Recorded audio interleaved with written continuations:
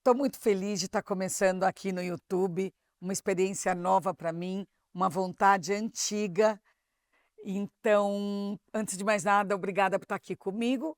E eu tenho o orgulho e a honra e a emoção de estar estreando essa temporada com o editor Charles Kozak, um, um homem que tem um olhar diferente sobre o mundo, sobre as pessoas, sobre a arte, e eu tenho certeza que a gente vai ter muito a aprender com essa conversa aqui.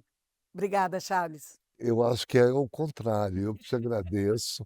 Eu estou também muito honrado pelo convite, por ser a Joyce, que é uma pessoa caríssima para mim, uma amiga do coração.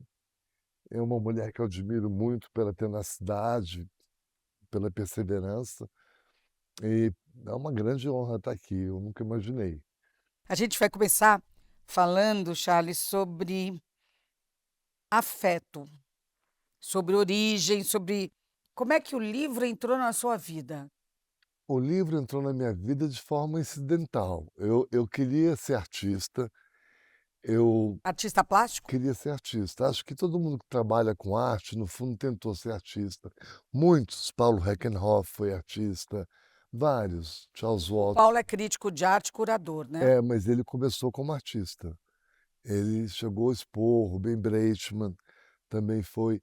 E eu queria constar, eu sabia que eu não tinha talento, eu sentia que eu não tinha talento. Não tinha talento para ser artista plástico, talvez. Não tinha. Logo, logo eu fiquei 2 anos na escolinha do MAN do Rio, né, eu morava no Rio naquela época, eu tive aula com o Gastão Manuel Henrique. Eu era muito jovem, tinha 13 anos, foi uma época que eu entrei no mundo das artes. Eu já tinha altura e conheci muitos artistas, e a e aquilo era meu universo. Eu optei por ir para a ESD, que é uma Escola Superior de Desenho Eu Industrial, quase me inscrevi para estudar lá. que é uma escola que fez história no Rio, no departamento de design, tinha, enfim, eu queria ser um ESDiano, não é? Que eu queria fazer, não sabia o que eu queria fazer, eu queria fazer um brinco, uma maçaneta, um pé de mesa, eu queria fazer alguma coisa com as mãos, Você queria criar. queria criar, queria criar. E, bem, aí eu fiquei meio de mal com as artes, os anos foram se passando, eu voltei a ter grande contato com a arte, aí eu já estava na Inglaterra, eu frequentei aqueles museus todos da Europa Central, era parte também das minhas lições, tinha que ir nos museus, ver os quadros, escrever sobre eles. E a Inglaterra, poxa, França, a Europa é muito rica, né? Espanha, tem muita coisa para você ver. Então, eu fui seguindo minha vida, E que idade começou a história do livro para você? começou tardiamente. Começou tardiamente, eu devia ter uns 25 anos, e surgiu a oportunidade de fazer o livro de Cirão Franco, que foi, em verdade, o primeiro livro que eu fiz não na minha editora, né, eu fui convidado por uma outra editora, como editor convidado. E eu nunca tinha editado um livro e descobri que não tinha escola que ensinasse, e eu só ia aprender fazendo, não é. E aquela experiência foi tão gratificante para mim, não só pelo livro, mas por ser o Ciron um grande amigo meu, e quando você vê o livro pronto, é uma dádiva, não é? É uma alegria. É uma joia, né? É, e dizem que quem faz o primeiro não consegue parar. Eu acho que foi o meu caso, desde o livro de Cirão Franco, mesmo nos momentos que eu parei a Que ano foi editora, isso? foi em 1993, 3 anos antes de eu voltar a residir em São Paulo. Da onde você morava a essa altura? Eu era aluno na Universidade de Essex, mas eu ficava no campus da Universidade de São Petersburgo, na Rússia, né, estava estudando arte russa do início do século XX, o início da abstração geométrica. Eu fiz a dissertação de mestrado sobre esse assunto e queria fazer o doutorado, mas na Inglaterra eles não deixam você fazer o doutorado sobre um artista cujo idioma você não domina, né? Vários países da Ásia, ou mesmo a Rússia, né, eles não têm o ser e estar no presente, só no futuro, no passado. São idiomas que declinam, né, são 6 declinações, aí tem feminino, masculino, plural e unissex, então cada palavra tem 24 terminações. Parece tudo muito fácil, não é? Na época eu dominava a gramática russa com clareza, mas depois que você aprende tudo, o professor fala: "Você vai ficar mais 20 anos aprendendo as exceções", porque a regra está lá, ela foi feita, né, o russo era uma língua falada, aí um dia 4 monges e muita vodka subiram as montanhas e foram criar uma gramática, uma língua escrita, Você né. fala russo hoje em dia ainda? Nem olha, naquela época, faz muitos anos, dava para falar francês, com os mais, assim, de idade. Todo mundo na Rússia, quando eu cheguei, falava alemão. Era a segunda língua do russo. Ninguém falava inglês. Isso faz mais de 30 anos, hoje mudou completamente, né. Eu tinha ido à Rússia antes, d antes que eu fosse morar, eu fui visitar a União Soviética, mas com a minha família. Depois eu voltei para morar, depois eu voltei umas 10 vezes. Eu alugava um apartamento e passava um mês em São Petersburgo, que é a cidade que eu mais amo, não é.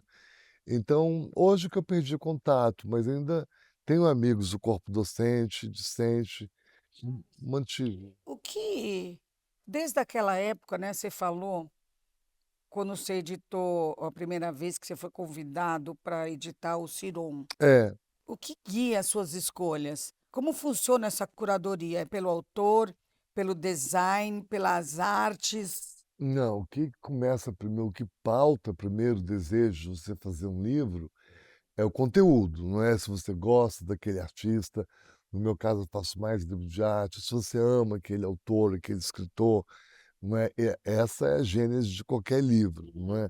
É claro que você trabalhar com uma equipe amiga, em harmonia, ajuda bastante, não é, sempre sai briga em livro, não tem como não sair. Eu ia te perguntar justamente isso. Você já trabalhou com uma equipe em harmonia?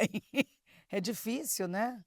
É muito Eu acho que a difícil. obra de arte ela sai também desse atrito, né? Pode ser, pode ser uma coisa que eu não pensei, mas pode ser. Eu sempre tento trabalhar com o mesmo designer, que é o Raul Loureiro. Eu tenho a mesma tradutora há mais de 25 anos, que é a Juliet Atwater, que mora em Londres, e eu sempre tento manter uma equipe que me conhece, que aceita as minhas falhas, né. Eu tenho problemas computacionais graves, eu não consigo abrir zip, eu atraso. Aí mandam capa para eu aprovar, eu não consigo abrir a capa. É um Deus nos acuda, não é. Mas não, eu acho que o conteúdo é o que pauta o desejo ou o que determina a edição e a publicação ou não de um livro, não é.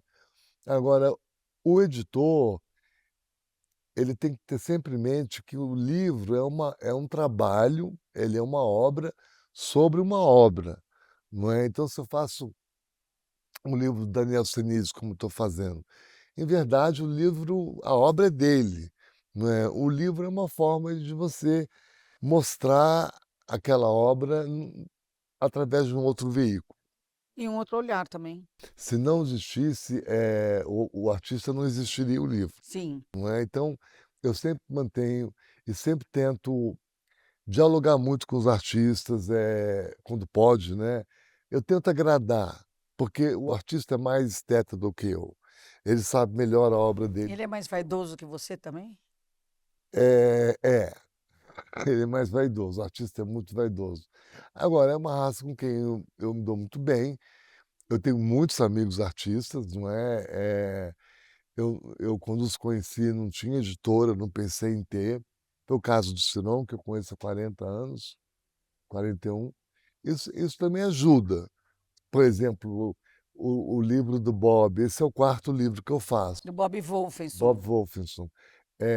O do Miguel Rio Branco, eu já fiz 3. Do Arthur Omar, já fiz 4. Então, Nossa, só coisa maravilhosa. você acaba se vinculando, tendo um vínculo, aí o artista que gosta, quando vai sair outro livro, te procura. Então é um relacionamento que se trava entre o editor e o artista.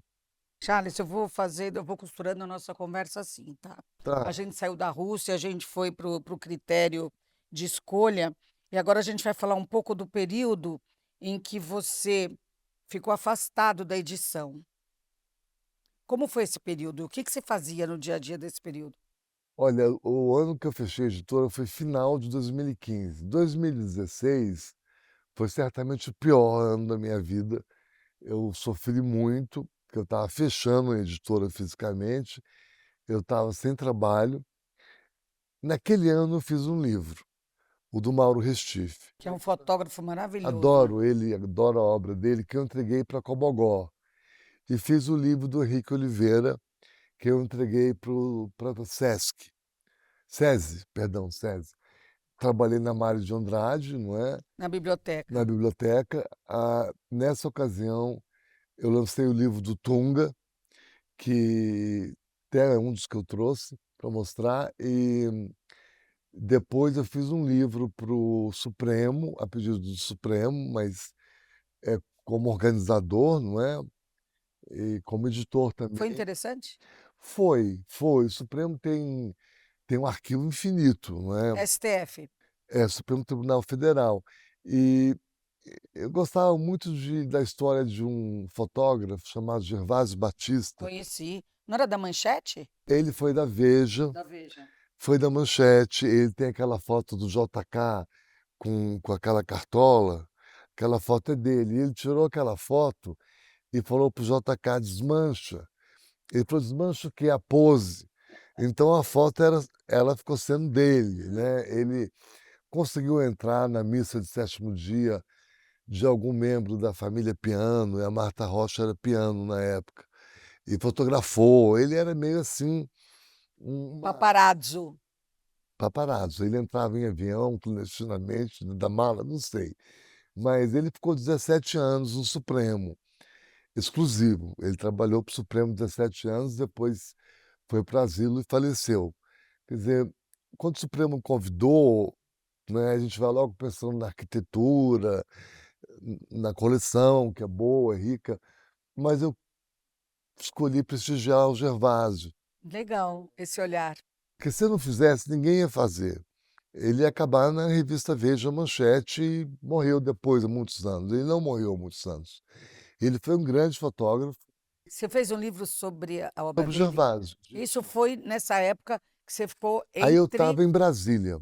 Eu já tinha saído da biblioteca, fui trabalhar no Museu Nacional da República, lá em Brasília, e eu fazia alguns bicos no Supremo, né? Alguma coisa que eles precisavam. Então foi muito gratificante. Quer dizer, em verdade, foram 10 anos. Aí depois começou esse livro da Preciosa Florinda, não é? lindo, Que foram 3 anos. Então, mesmo, nessa entre safra. mesmo na Mário, mesmo no Museu Nacional da República, mesmo desempregado, eu continuei a editar livros. Eu sempre arrumava um livro para editar. Teve época que eu escrevi até quarta capa, orelha. Você nunca parou de editar livros, Não, uns 10 anos, mesmo sem ter a sua própria editora. mesmo sem ter minha E aí própria você editora. voltou a ter uma editora que agora chama Kozak. O que que tem de diferente agora? Bem, não tenho o Naif, Que era seu sócio, que era meu seu sócio, cunhado, não é? grande amigo e cunhado, né? Ele agora virou fotógrafo e ele já não participava muito da COSAC, enfim, ele já tinha perdido o interesse e eu não. Você não pensou nele sair e você continuar? Naquele momento, não. Não, não. Eu conversei com ele, claro, sobre o fechamento da editora, mas eu sempre tive carta branca e a última palavra sempre foi a minha, como é nessa editora. Não que eu use isso em meu benefício ou por favoritismo, não é? Mas eu trabalho sem ninguém em cima de mim, né? Isso foi muito. Quando eu trabalhei na biblioteca, trabalhava para a prefeitura e lá no museu para o governo, o GDF, não é? E é um sistema muito engessado. Você, para comprar um clips, são 1000 pedidos, licitação, você entende? É uma coisa horrível, era um mundo que eu desconhecia. Claro que tinha uma equipe que me ajudava diariamente, o Manuel, a Sara, foi meu braço direito, Morena, mas éramos 5 pessoas, o museu era enorme, não é, a gente tinha que controlar aquilo tudo e tinha segurança, que era terceirizada, limpeza, que a prefeitura não, o GDF pagava, não é. E aí você cansou disso e você quis voltar a editar?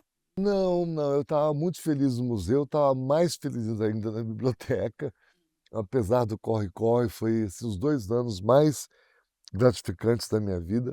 Eu amei trabalhar na biblioteca, amei trabalhar numa biblioteca pública, né, que tem muito a ver com museu público, biblioteca pública, igreja, são lugares abertos, tem muito a ver com o atendimento, da forma que você recebe as pessoas. E tem muita gente carente, não é, que vai sentar na biblioteca ou beber água. Então, eh, eu sempre quis dar um ar muito humano, muito aconchegante, ou no museu, ou na biblioteca, mas os problemas eram seguranças, que segurança não gosta de pobre. Então que eu tive que separar de briga, já levei tapa na cara, cuspe, cacetete, não sei.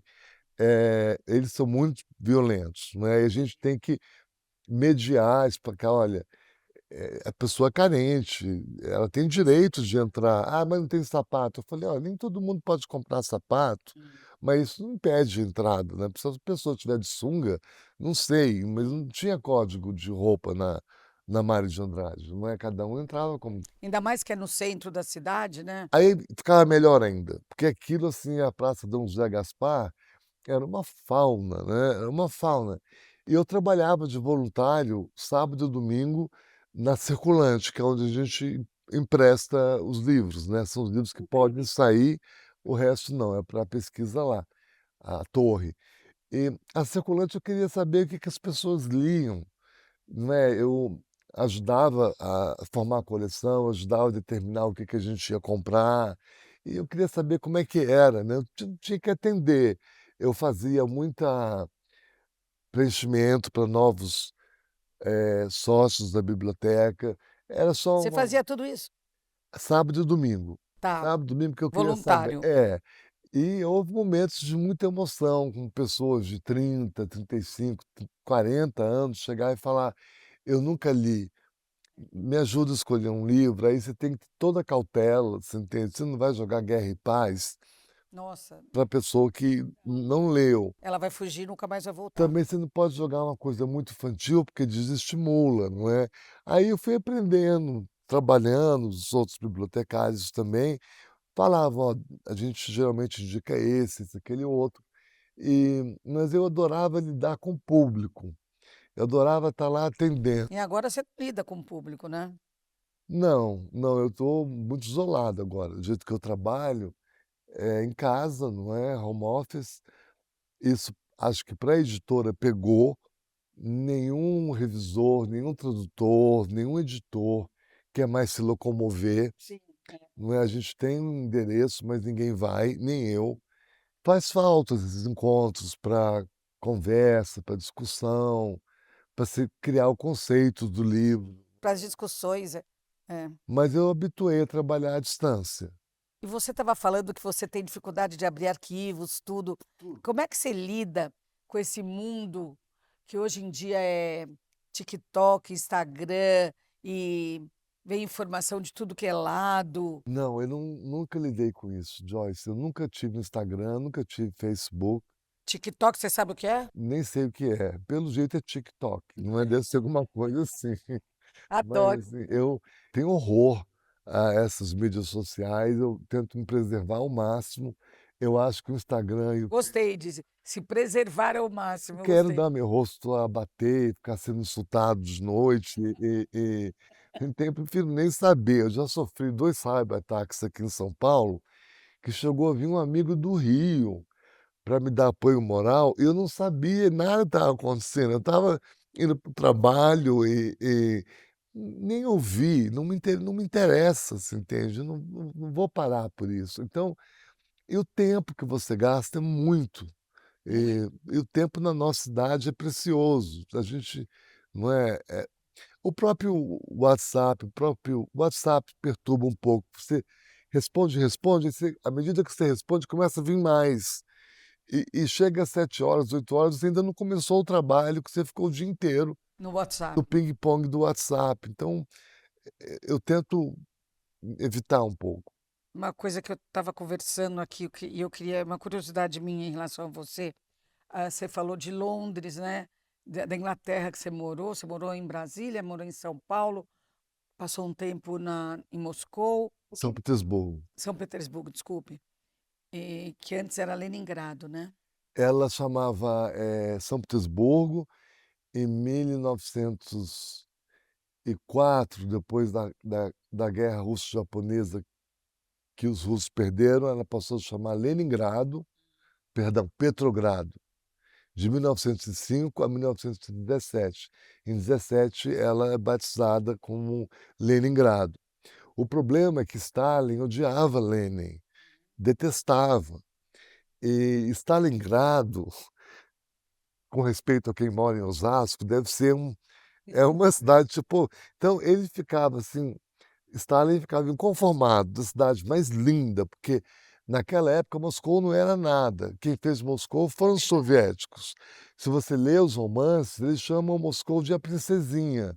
Hoje em dia, a Tanto princesinha que dizem que São Petersburgo é muito mais bonito que Moscou, né? 10 milhões de vezes. Moscou, eles adotaram aquela coisa fascista, os quarteirões são enormes, as avenidas são para 6, 7, 8 pistas, é difícil atravessar a E por rua. que São Paulo te encanta? Eu amo São Paulo. Eu amo São Paulo, eu fui muito bem recebido aqui. Desde o início, eu cheguei aqui com 2 malas na mão, não conhecia.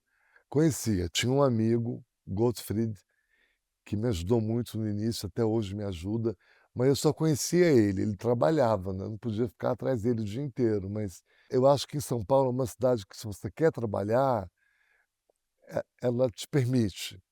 Sempre tem alguma coisa para fazer, como eles chamam, trampo, não é?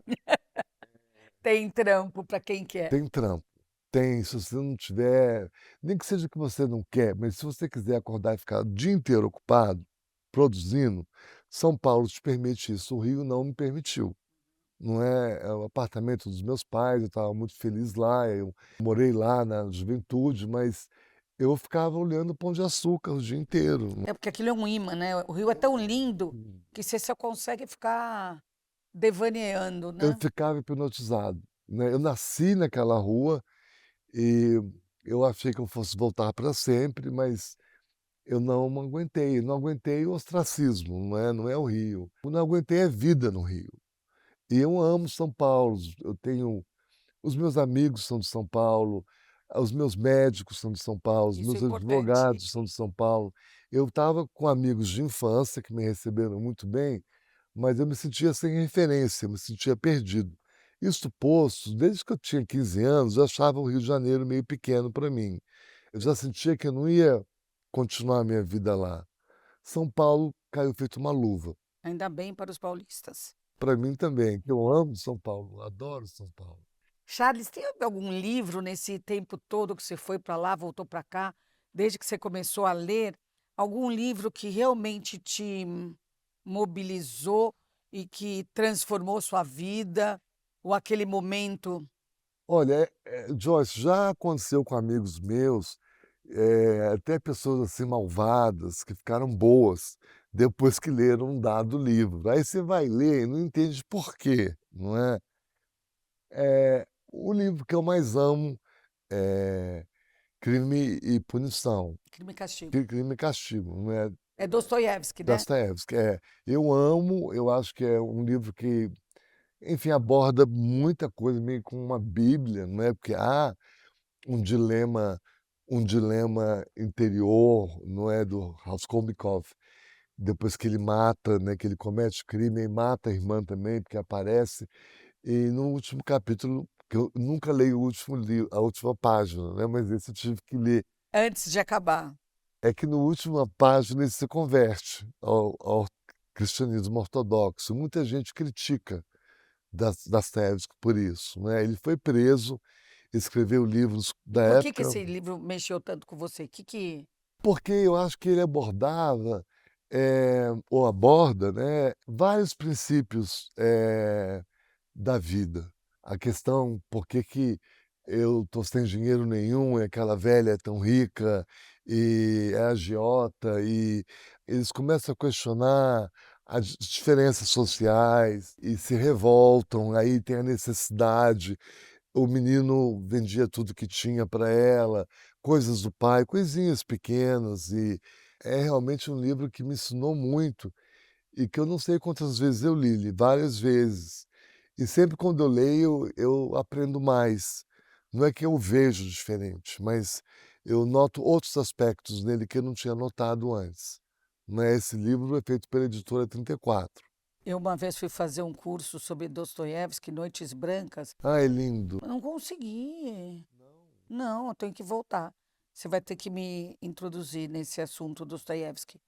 Eu achei difícil, não sei. Eu sou de origem russa, talvez seja até o medo de entrar nesse universo. É um universo, É escuro, não é? não, ele é diferente, ele não é escuro. Ele é estrangeiro para nós, não é bem, teve essa onda de Japão agora, né, mas os brasileiros geralmente não vão para o Oriente Médio, para a Ásia de férias. Ninguém tem um ou outro que vai, mas não é a rota normal. As pessoas acabam nos Estados Unidos ou na Europa, em algum lugar, não é? A África quase ninguém visita. É um desconhecido, né? É um país estrangeiro. Quando eu cheguei lá, eu não senti medo, estava muito feliz, mas eu senti que a vida no Oriente é diferente do Ocidente. Muito. E é interessante, né? Muito, eu senti que tinha muita coisa parecida, né, os hábitos, passos de dente, shampoo, toalha, mas da forma que o oriental, não oriental, árabe, até os asiáticos lidam com o tempo, é totalmente diferente da nossa. A gente adotou o sistema americano. Sim, tudo. Tá sempre com pressa, com hora marcada Eu e quero falar justamente sobre isso, sobre o tempo analógico, que essa corrida toda, né, desse que veio dessa civilização norte-americana, fez a gente não aceitar, não se acostumar com o tédio, com o ócio, com a pausa, pausa para ler, para pensar. Como que você acha que a gente pode fazer para trazer jovens leitores, ou jovens em geral, para de volta ao pensamento, ao à pausa, porque eles não param. eu acho, Joyce, que tem muita coisa que distrai, não é, o próprio não, esse até é bom, mas o iPhone, ele tira seu tempo, ele te Sim. distrai, né, você tem agora, por exemplo, o iPhone, eu quando viajo, eu levo o meu para ler, porque você leva umzinho só e leva quantos livros quiser. Então, a leitura foi facilitada, mas ela não foi democratizada, tá. A ideia do livro eletrônico, Só para quem tem dinheiro, né. o livro eletrônico não, era assim, um livro físico custava R$ 87, o eletrônico custava 7. Mas você tem que ter um aparelho, né. Aquele Kindle, que não é tão caro, Uhum. e é 250, então tinha livro que você podia baixar gratuitamente, mas hoje em dia um livro de R$ 87 à venda sai por 82 eletrônico. A ideia de democratizar, de baratear, né, vamos abaixar, isso não foi verdade, não aconteceu. Quando veio a história de livro eletrônico, nós ficamos 2 anos sem dormir na editora, com medo, você entende? O que que vai acontecer? Nada. Nada, não aconteceu nada. Eu acho que não fomentou, Hum. mas não atrapalhou a leitura, o interesse pela leitura. Facilitou, né, porque você pode ler, viajar, tem dicionário, Mas é difícil trazer esses millennials, essa geração Z, para qualquer leitura, para qualquer pensamento ou estudo, que não seja o óbvio, né, porque eles estão colados nas telas dos celulares e dos computadores, né. eu tenho dificuldade, quando na minha época era livro, né, e tudo que eu vi antes de viajar ou antes de morar fora, foram reproduções de livros. Então, quando eu as vejo no computador, muitas vezes elas não são familiares para mim. Acho que as cores mudaram, É né. outra linguagem, outro código, outro É, tudo. mas eu acho também que tem um pouco a ver com o nosso nível de atenção. O nosso nível de atenção a gente é muito disperso, então não dura mais que 15 minutos. Não, acho que dura menos, né. É, então tem que ver, você repara que uma pessoa que visita o museu não passa 1 minuto em frente de uma tela, elas vão passando e vendo. Charles, para finalizar, eu queria te perguntar como você gostaria de ser lembrado? Ah, eu não sei, eu queria ser lembrado como um filantropo, Que é isso? uma pessoa que doa. Um filantropo? É, eu fundei um museu na universidade na Inglaterra, em Essex, e eu fui a pedra fundamental, doei várias obras minhas, e era uma coleção, porque não tinha ainda prédio, chamava Coleção UECLA, Universidade de Essex, Coleção de Arte Latino-Americana. E hoje em dia essa coleção cresceu muito, ajudei muito, virou museu. E o vice-chanceler toda universidade inglesa tem um chanceler, o vice-chanceler. O chanceler é igual cabeça de bacalhau. Todo mundo sabe, não, ele não aparece. É geralmente uma pessoa muito idosa, mas que tem algum título, tem alguma coisa a ver com a realeza, não é? Ou entrou para a Royal Academy, mas ele não trabalha, de fato, é o vice-chanceler. E eles começou escrevendo a primeira frase que o museu foi começado por Charles Kozak, ele nem falou um filantropo, e eu falei assim eu queria, não é? Eu não tenho filhos, tenho 3 sobrinhos, eles vivem muito bem, então eu tenho mais liberdade, eu não vou deixar, eu não quero prejudicar ninguém, não é? Mas eu tenho intenção de deixar uma boa quantia para Mário de Andrade, que é um dos Que lugares. você falou com tanto carinho, Eu amo a Mário. sabe, das Não, não pessoas é que porque é maior davam. não, mas é porque, sei lá, a Mário tem uma história linda, eu não sei como é que aquilo aconteceu naquela época, e hoje em dia a gente não consegue fazer nada parecido com a Mário, não é? Claro que o Sesc fez coisas importantíssimas, eu tiro o chapéu, mas era um outro Brasil que permitia aquilo, não é? Um prédio modernista, com uma coleção riquíssima, riquíssima. E com gente interessada no saber, né, mesmo que sejam essas pessoas que estão andando na rua, né. Joyce, eu descobri no museu e na Mário que nem sempre uma pessoa que vai à biblioteca ela vai à busca de um livro, ou nem sempre a pessoa que vai para o museu está à busca de uma exposição, de uma obra de arte. Eu acho que muitas vezes elas estão em busca de si próprias. E aquilo é um leque de opções, entende? Você entra E numa uma biblioteca, possibilidade, né, um caminho. Filosoficamente falando, é um caminho, né. é uma maravilha as bibliotecas públicas, não é? Eu acho que São Paulo tem bibliotecas importantíssimas, não é? E eu acho que é só atenção, só falta querer ler, tá lá. Nossa, foi muito bom, Charles, muito bom. Eu aprendi muita coisa, essa história da biblioteca mexeu demais comigo, e essa história tantas histórias que você contou, seu olhar sobre o mundo, muito obrigada. Imagina, eu que te agradeço.